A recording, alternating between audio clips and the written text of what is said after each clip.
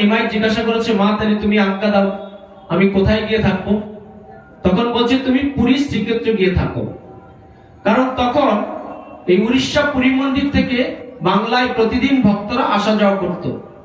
তাই তুমি যদি অন্তত পুরী ধামে জগন্নাথের কাছে গিয়ে থাকো, তাহলে আমি প্রতিদিন তোমার অন্তত খোঁজ খবরটা পাবো, তুমি কেমন আছো।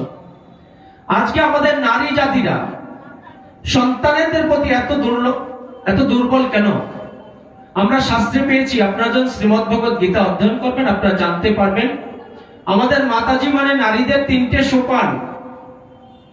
ছোট্টবেলা মানে বিয়ের আগে তারা বাবার গৃহে থাকে, বিয়ের পর তার স্বামীর তত্ত্বাবধানে থাকে, আর সন্তান যখন বড় হয় তখন সন্তানের তত্ত্বাবধানে আমাদের মায়েরা থাকে। এটা হলো নারীদের 3টে সোপান। এটা প্রকৃতির নিয়ম, এটা কোনো আমার বা কারো বানানো কথা নয়। শাস্ত্র যখন আপনারা অধ্যয়ন করবেন আপনারা জানতে পারবেন। তাই নিমাইকে বললেন, তুমি গিয়ে পুরীতে থাকো, তাহলে অন্তত আমি তোমার খোঁজ খবরটা পাবো। তাই আমরা কলিযুগে ভগবানকে 3 ভাবে পেয়েছি, যেই গৌর, সেই কৃষ্ণ, সেই জগন্নাথ। তাই নিমাই পণ্ডিত চলে গেলেন পুরীতে। এবার নবদ্বীপ মায়াপুরে ক্রন্দনের রোল, যে নিমাই আমাদেরকে ছেড়ে চলে গেল।